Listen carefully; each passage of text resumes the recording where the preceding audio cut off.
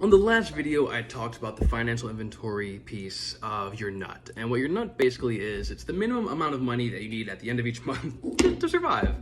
So money that automatically is pulled out of your accounts to any of your debtors. So it could be rent, insurance, car payments, phone bills, whatever that is. The first half of the inventory is the nut. The second half is liquidity. Basically, what money do you have, where's it at, and how free is it? So if you're anything like me, you've got money everywhere.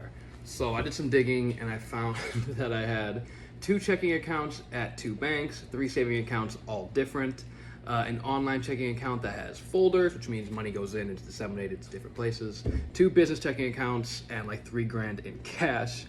And that was all just the liquid. So I also had a Robinhood's account, Acorns, Webull, Binance. And why it's important to consolidate that money and find out how liquid you are is it really lets you know how long you can play the game, how many rolls of the dice you can make, and really what you're looking at in terms of leverage, time, and ability. I'd like to say really quick that Robinhood, Acorns, Binance, Webull, things like that, I don't consider that liquid. You can put money in and out of those immediately, but like Robinhood is like buying and trading any set of stocks. If you have to wait, I think, at least a year to not pay huge taxes on it. So I don't consider that super liquid. You can pull it out anytime, but you kind of pay for it.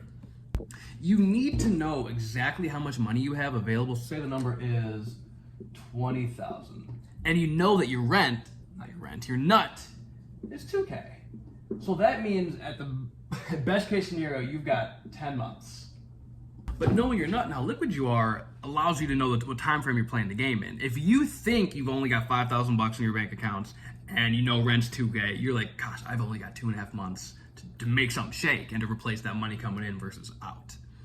When in reality, the number is you have 10 months, $20,000, and you get to play at a different game because you've got more money at your disposal, more time, which sometimes is not a great advantage, but we'll assume that time is an advantage in this case, and making it a priority to establish your nut and how liquid you are to know what rules you're playing the game by will help you get off to a better start.